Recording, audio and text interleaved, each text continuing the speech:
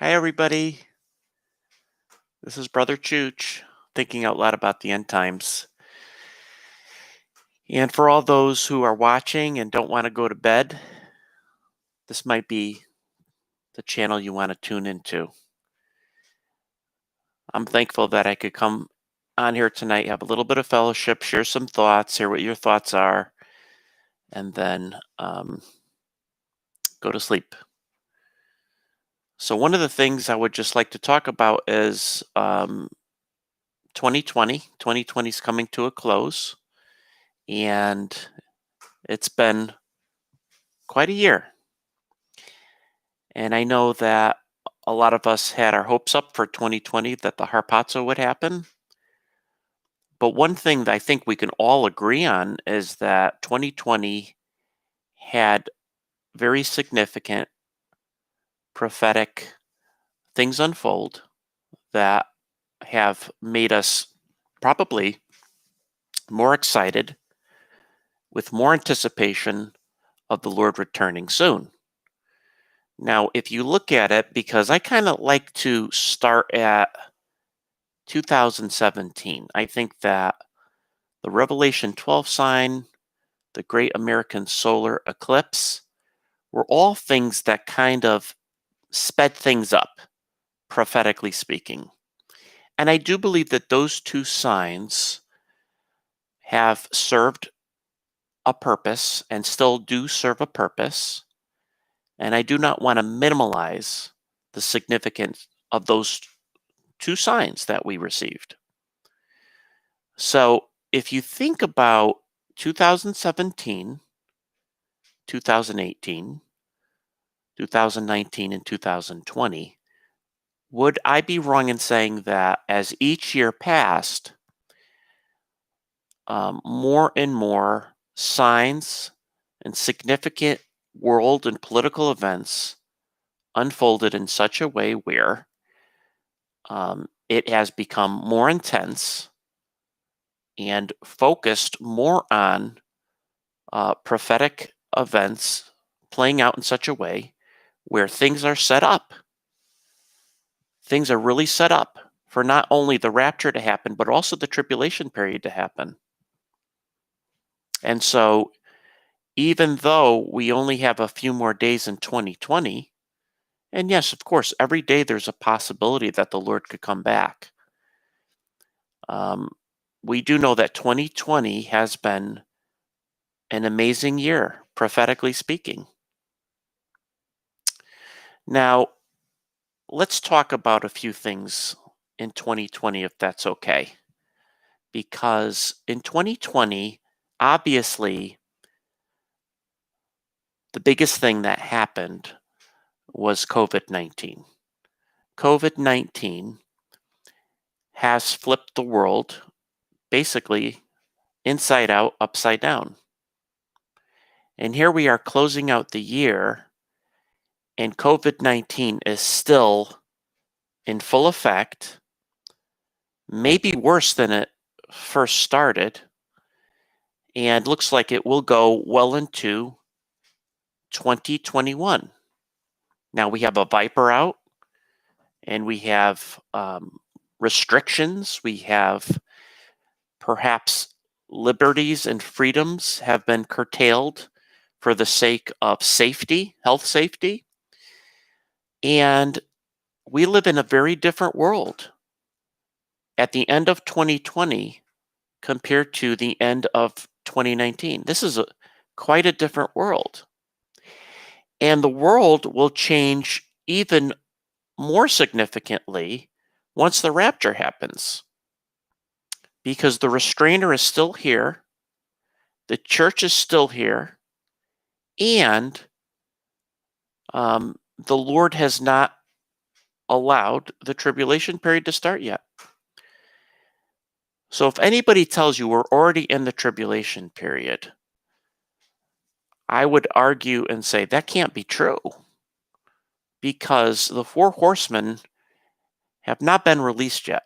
In fact, I believe strongly that the 24 elders who will be there witnessing around the throne, The 24 elders are a picture of the church. And if you look in the archives of our videos, I did a whole video on the 24 elders are a picture of the church and why we need to be in heaven before the first seal is open. So the tribulation period has not begun. Now that's a pretty scary thing because the world is in a pretty chaotic place. But again, it doesn't mean that the tribulation period started.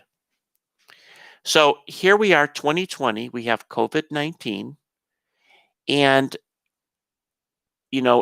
argue if you will, but will you say that COVID-19 has changed the world significantly to allow the whole world to be in a place where it would welcome in a system of identification,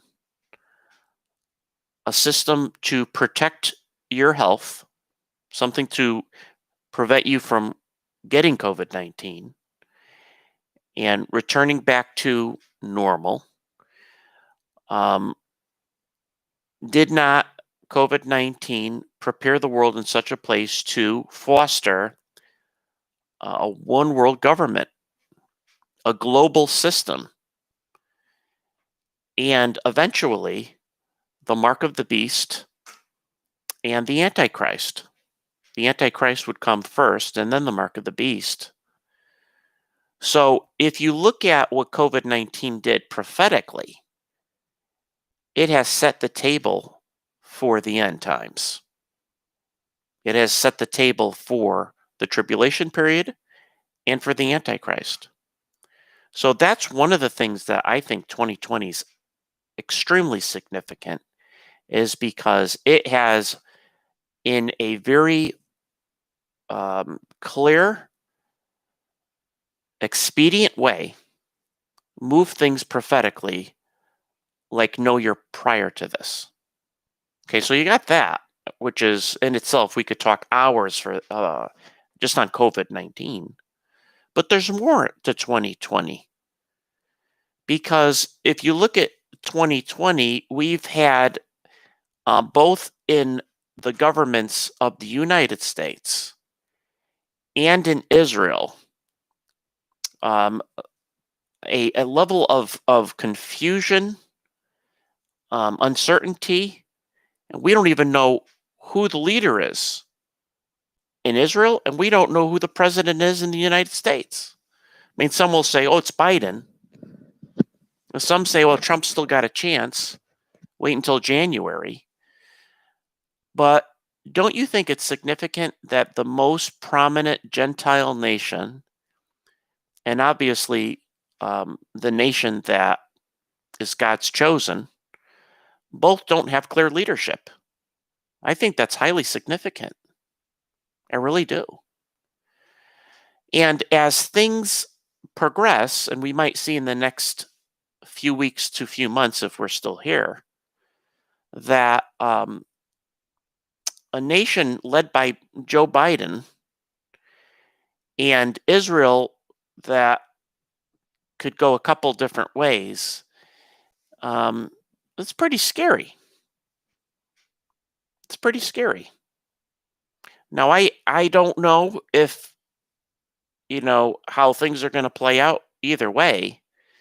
But again, I think it just contributes more to globalism, this uncertainty in these nations. So you have that going on.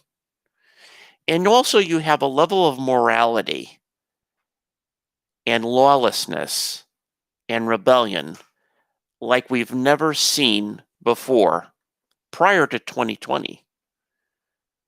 And I've talked to people in their 80s, their 70s, and their 80s, and they agree that they've never seen anything like this happen in the United States in the years that they lived through.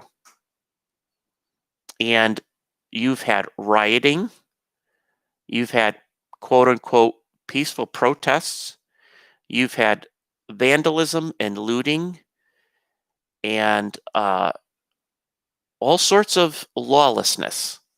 And we know that that's going to be a mark of the end, is lawlessness.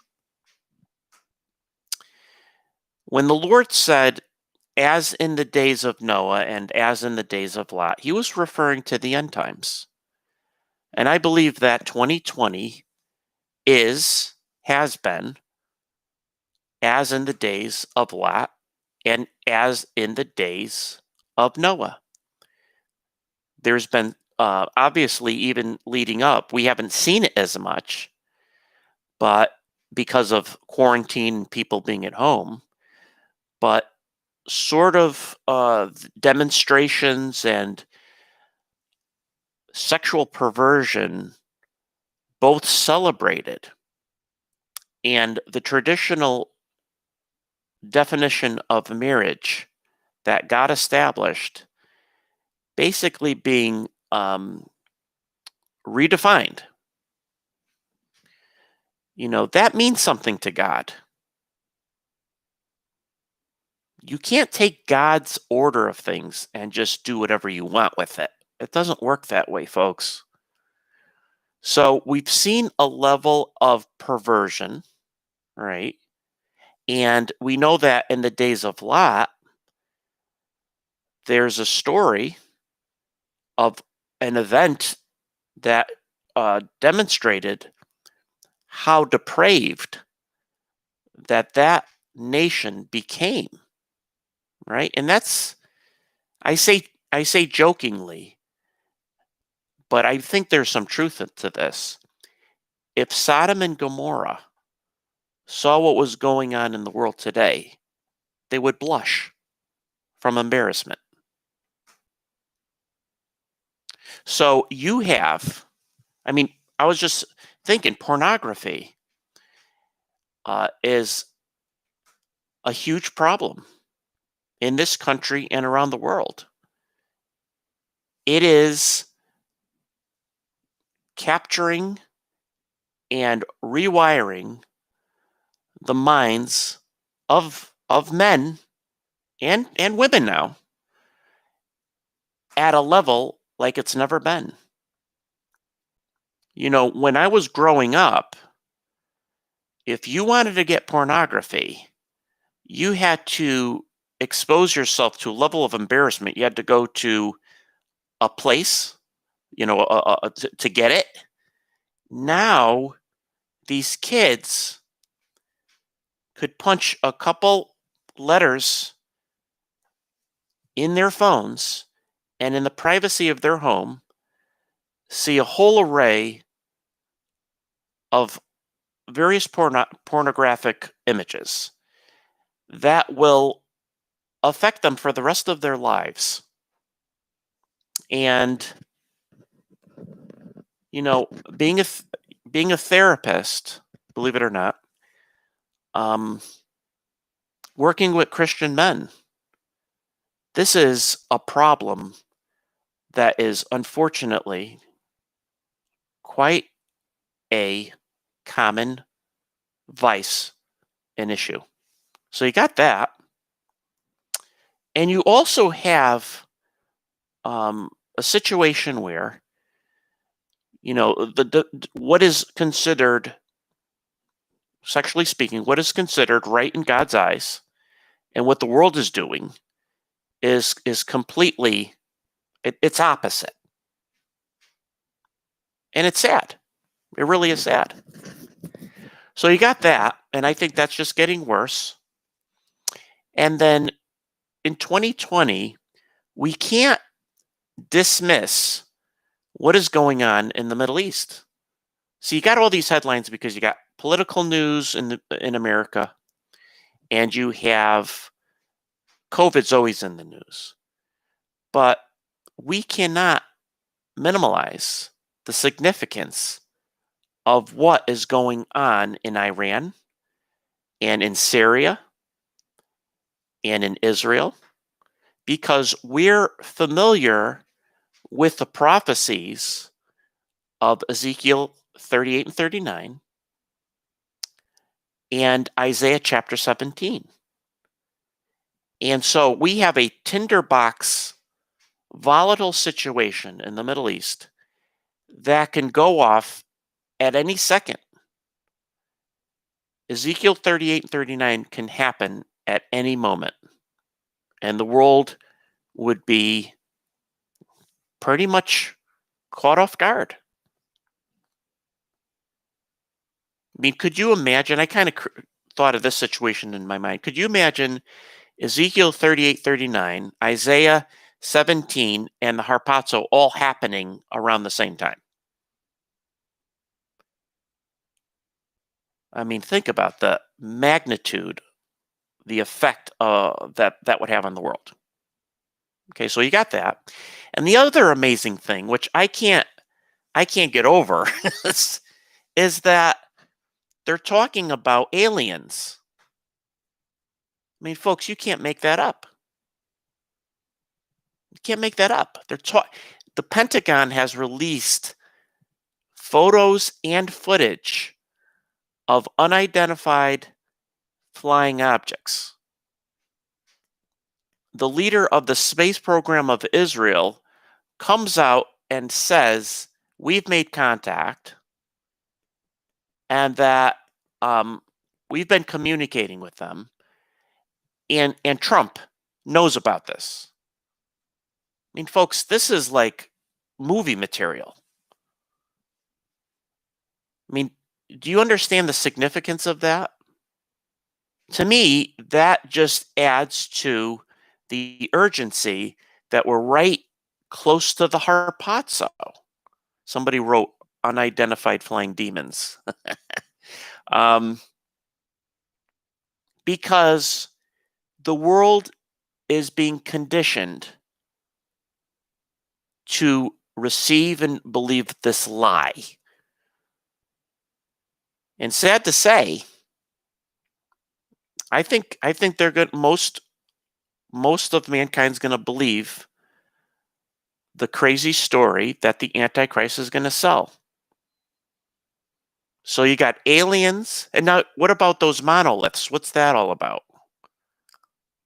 You know, is that the elites trying to play with our mind, or they're sending a message out that it's go time, or is it indeed Zoc from Zik and Lieutenant Water Eater who've planted these, at least the miniature ones? You know, how do you think I felt when I came home from a long day at work and I have a miniature monolith in my front yard? You know, how would you feel?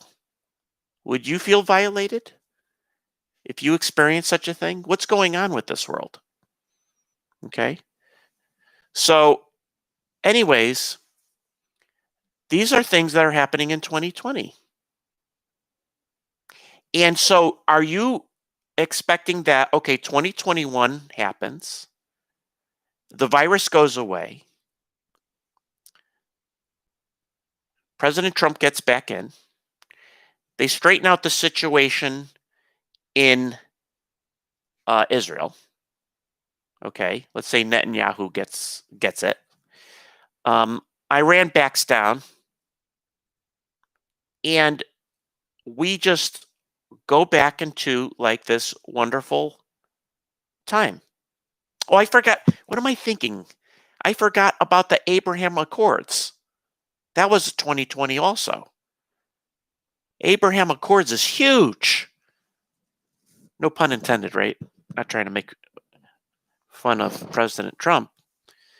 But the fact that they called it the Abrahamic Accords, and God made it very clear that that land is for the descendants of Abraham. It's for Israel. It's not for Ishmael.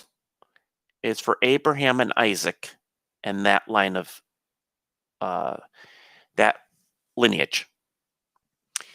Here you have the Abraham Accords, and Israel should be seeking peace and safety. True peace and true safety and security come from the Lord, not from your neighbors. If you look at the history of Israel, when they relied on peace with the surrounding Gentile or pagan nations, at least back in biblical times, and didn't put their trust in God, it was a recipe for disaster. And here we are in modern times, and Israel's doing the same thing again. They're trusting in these accords, their neighbors. They're going to get stabbed in the back.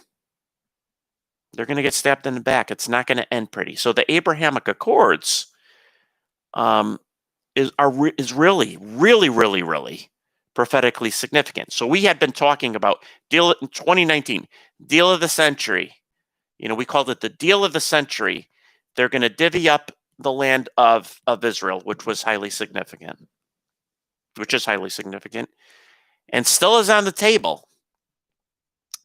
And here is the Abraham Accords, and it's fulfilling the prophecy, I believe in Daniel 9, about the covenant, because these are covenants, covenant with many.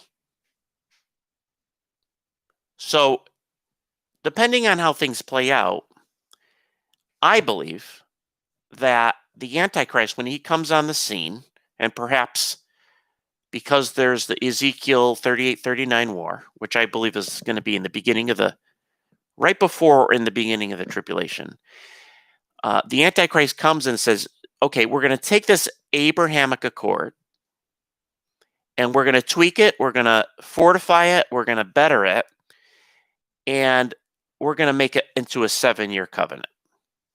Okay? Now, does that make sense to you? Because it makes sense to me.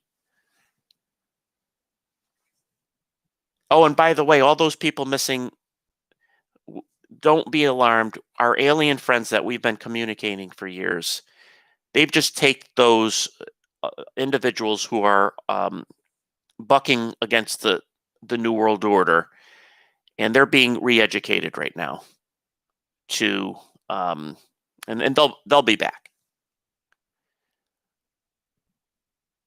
I mean, it sounds crazy, but it's possible.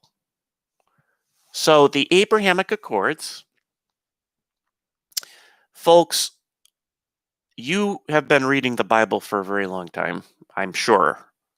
Almost everybody here knows their Bible pretty good. Most people here have studied prophecy. I have a lot to learn, but I've been studying for some time now. Is it just me, or is all this falling into place? Because to me, it feels like it's all falling into place. Matter of fact, it's almost pinchable. You ever have to pinch yourself because you think you're dreaming? This is pinchable, this stuff. This is like almost like in the level of, I can't believe this is going on. But it is.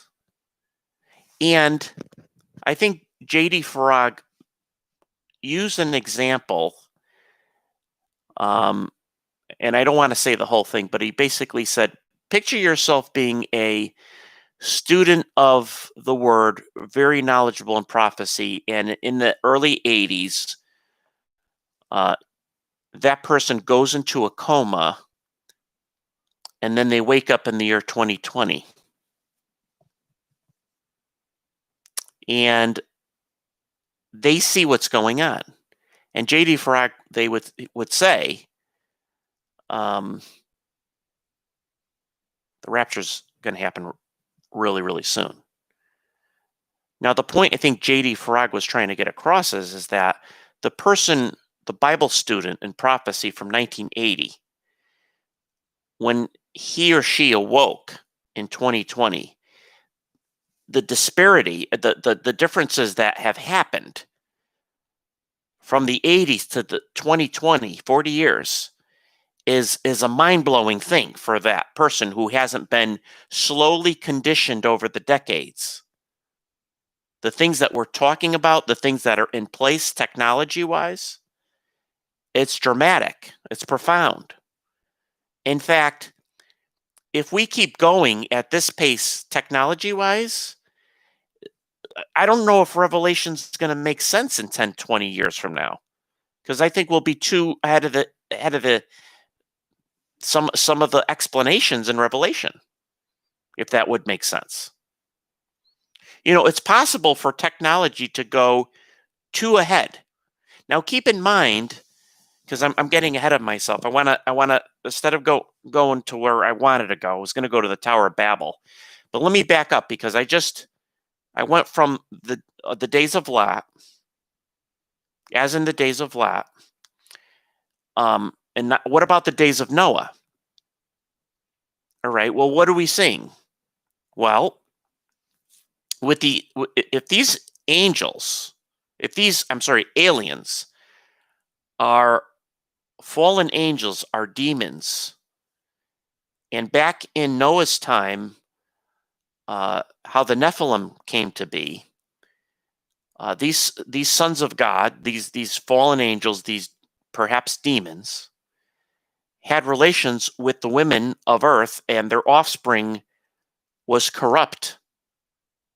The DNA got messed up. And here we are in 2020, and we're talking about mRNA, and is the genome getting affected? Is the DNA being tampered with? And I would say it seems like it. I'm not a person who's like a biologist or privy to this stuff, but this concerns me. But it certainly sounds like the days of Noah. The other thing that's obvious about the days of Noah are the scoffers and those who are saying, where's his coming? Things have been going on this way forever, basically. And so that's the thing that was being said during Noah's time, and it's being said today. We know there's scoffers out there, right?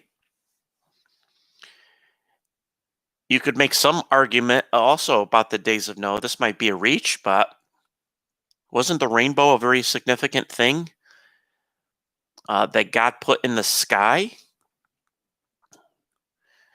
after the flood, which was a covenant that he made not to destroy the earth by means of flood ever again. Now we have the rainbow, a very prominent symbol today, but it means something completely different. It means something that, do you think God would approve of? I don't think it's a light matter if you take something that God intended to have a spiritual, godly meaning and take it for your own uses and make it into something to the Lord that he would see as rebellious or sinful. And that's not good. That's not a good thing, folks. Yes, so as in the days of Noah. And it said that the thoughts of men were continually evil. And if you look around this world, I can't read the thoughts of men.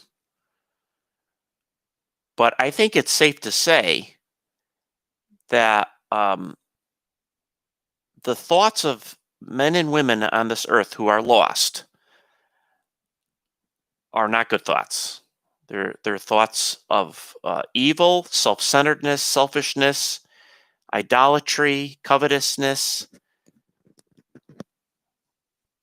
That's the world we live in. So you got that going on. So all this stuff that I'm bringing to you, and what about, let me ask you another question, because I was asking the Lord this earlier. I mean, I think I've been watching YouTube for a while, and I don't remember that there's been this number of watchmen posting videos. And I'm not trying to make it sound like we're this God chosen select group of men and women who are warning the people via internet of his soon return. I mean, I think that's the case. And I'm not saying it's the case of every watchwoman or watchman. But what if God in his graciousness is allowing at least the word to come out, the word to go out through some of these channels to wake the people up, wake the church up, encourage the saints, and to warn the masses? Because I would say, I know that there was a few really, like you had your Scotty Clark and a couple other good watchmen back in 2015, 2014. But it seems like since the blood moon tetrad of 2014, 2015 started really, really, an increase in prophetic study, and getting the word out to watch. He's coming. He's coming soon. And I think that the blood moon tetrad and the Revelation 12 sign and the great American solar eclipse and other prophetic things got our attention, and you started to see more interest. Now, I know a lot of people fell off the wagon when the Revelation 12 sign came and went. And some of us dusted ourselves up and said, we can't dismiss this as insignificant. We can't brush this off and say, well, you know what? It's just a false interpretation or a coincidence or whatever. A lot of us said, it's got to mean he's coming soon. And to be quite honest with you, when we present our 2021 Rapture Convergence theory, we'll be talking about Revelation 12 sign and the blood moon tetrad and the great American solar eclipse. And do you know that in 2024, there's the second part of the great American solar eclipse that will be cutting through America the other way? I think this one goes from, the first one went from northwest and exited southeast. This one, I believe, is coming through southwest and exiting northeast. And that's significant, folks. So, when you stop and think about all these things, please tell me in the live chat, do you believe that the things that I shared made 2020 very significant for prophecy, end-time prophecy, either being fulfilled, starting to be fulfilled, or will soon be fulfilled? Or do you think that we're seeing things that really are not pointing to those things at all? Or it's pointing to things way down the road? So I'm seeing a bunch of yeses. Maria Hodge, yes. Linda K, yes. Brian Christine, 2020 was the most explosive. I got to stop you guys or slow you down so I could read. Here we go. 2020 was the most explosive prophetic year in my lifetime. Brian Christine. Vanessa Guzman, yes, for sure, Brother Chooch. Terry Daly, yes. Rachel Rosendo, yes. All light, absolutely. Lisa Waller Gage, yes, absolutely, Chooch. Glorifying Jesus. Barry Awe is a modelist. Doctrine is important. Dean Culture. I love Dr. Okay, I don't want to go into Dr. Odd debates. 2020 is pointing to the rapture. Nancy Anderson, James Mackin, yes. T Prophecy. Again, you guys are going too fast for me. Jeff Saved by Christ. The birth pains are increasing.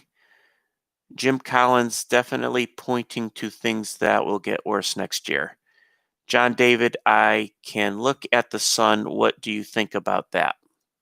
I'm not sure what you mean by that. Yeah, so it seems like you guys believe that the birth pangs are increasing. Jeff's and 2 cents trucking. Our glorified bodies will be so cool. Absolutely. But you guys do think that 2020 has been significant. So if you consider birth pangs, right, when a woman is in labor, and let's say the woman went in labor in 2017, and the birth pangs have been more frequent and more severe as time went on. So what I'm saying is 2018 uh, had more birth pangs than 2017. 2019 had more and more frequent birth pangs and more severe birth pangs than 2018, and 2020 had worse than 2019. Now, if you believe that, if you believe that's been it, then would it be right to say that 2021 is going to be more severe birth pangs, or in my belief, the baby's coming out?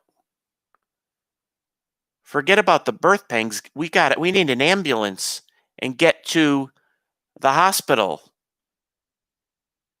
This baby's coming out. The water broke.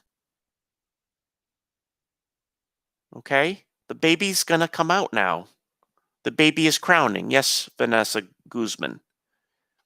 And so I don't think it's a question of, I think it would be highly unusual to see, and maybe a sad, scary thing, to see a woman whose stomach is out to here, and then you see her a couple weeks later and she looks normal again. I thought you were pregnant. Oh, yeah, but things got better. Did something happen to the baby? That would be your question. What happened to the baby? I thought you were due next month. Well, we have prophetic birth pangs that Jesus himself warned about. And he's saying, that these things are going to get more pronounced, more severe. Something's got to give. Okay? So if I read you this verse here, hang on, because I got my eSword open while I'm talking to you. And it's always good to go back to God's word, because this is what it's about. It's about what he wrote, not what we think, but we talk about his words, right? Okay, so where are you? Okay.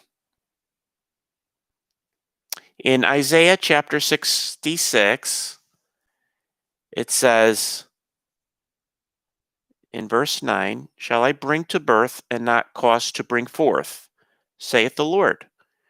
Shall I cause to bring forth and shut the womb, saith thy God?" So the Lord is saying, listen, I'm not going to bring you to the place. He's talking to Israel. But God is not going to bring you to a place where the baby's getting ready to be born and not go through with the birth. He's not going to cause you to bring forth a baby and then shut the womb down. That's not going to happen. And so I want to say one more thought I would like to share before we shut this thing down. Because a little over a week ago, we were talking about what was being spoken of and described as the Bethlehem Star, or the Star of Bethlehem.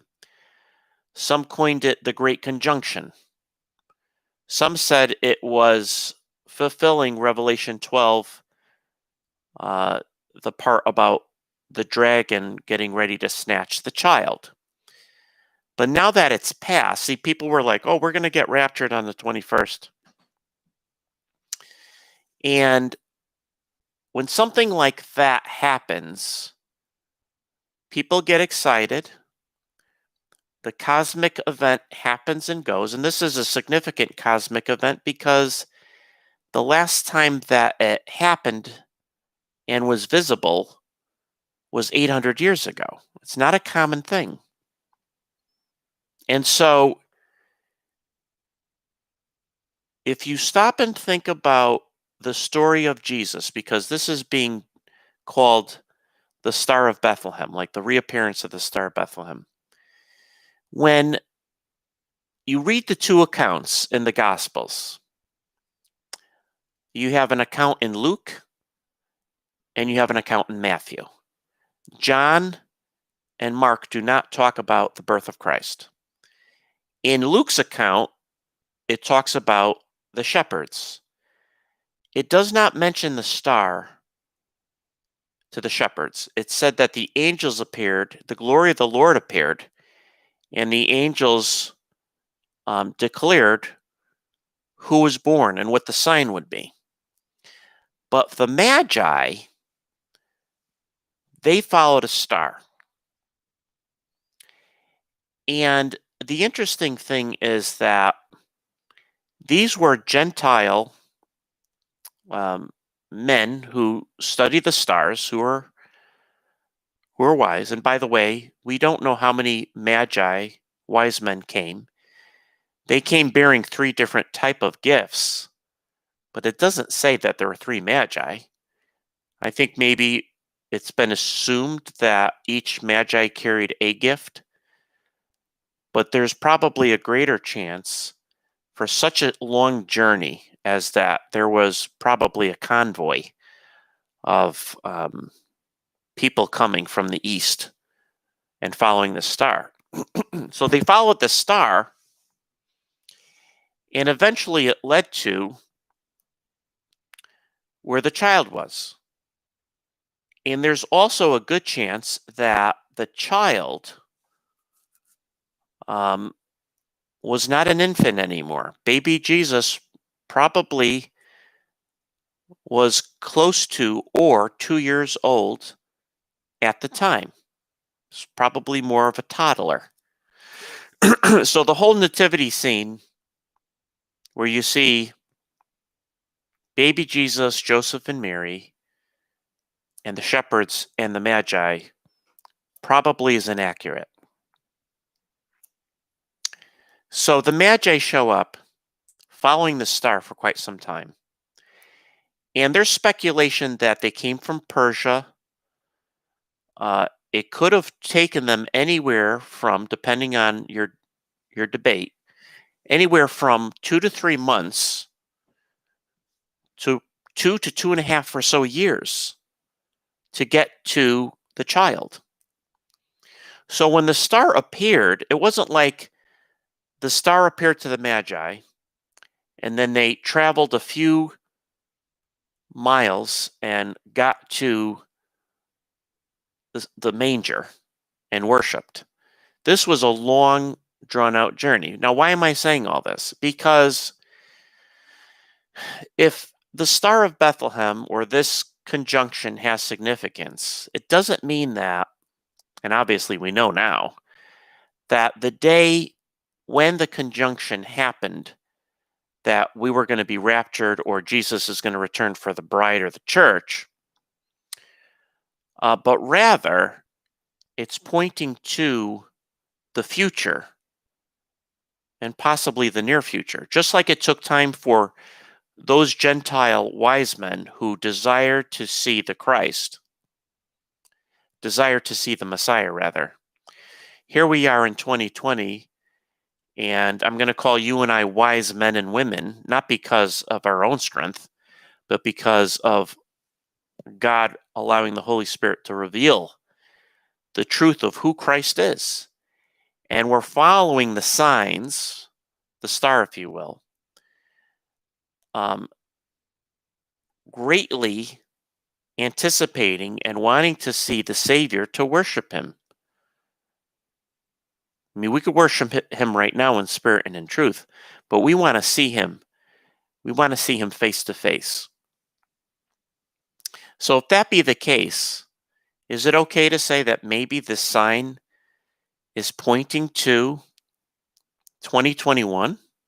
Maybe several months? Maybe 6 months? Or maybe longer than that? I hope not. So just to wrap things up, just want to say that as you end the year and you think about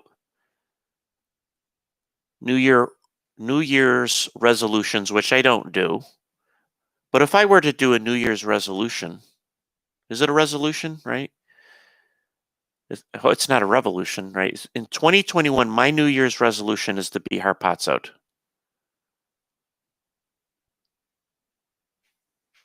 And in years past, if I made a New Year's resolution to lose weight or something along those lines, eat better, I'd always fail. But if my resolution has to do with the Lord Jesus doing it, I think making 2021 my resolution, New Year's resolution, to be harpazoed and let the Lord do the heavy lifting. Again, no pun intended. That might be the one resolution that actually gets completed. Okay, so let's make 2021 our New Year's resolution to be harpazoed. But think about how significant 2020 has been. Think about the things that we shared tonight when you, in the next couple days, kind of just review 2020. Don't think just about COVID, or don't think about it through the eyes of the world or what the worldly people would view. Because worldly people are saying this, oh, 2020 was awful. I can't wait for 2021. It can't be as bad as 2020. Oh, I have hopes 2021 is going to be better. That should not be your mindset if you're a believer. It shouldn't be. Because it's almost like saying, in a way, I think it's almost a slight against the Lord. 2020 served as a wake-up call for people to get saved and for the church to get their act together.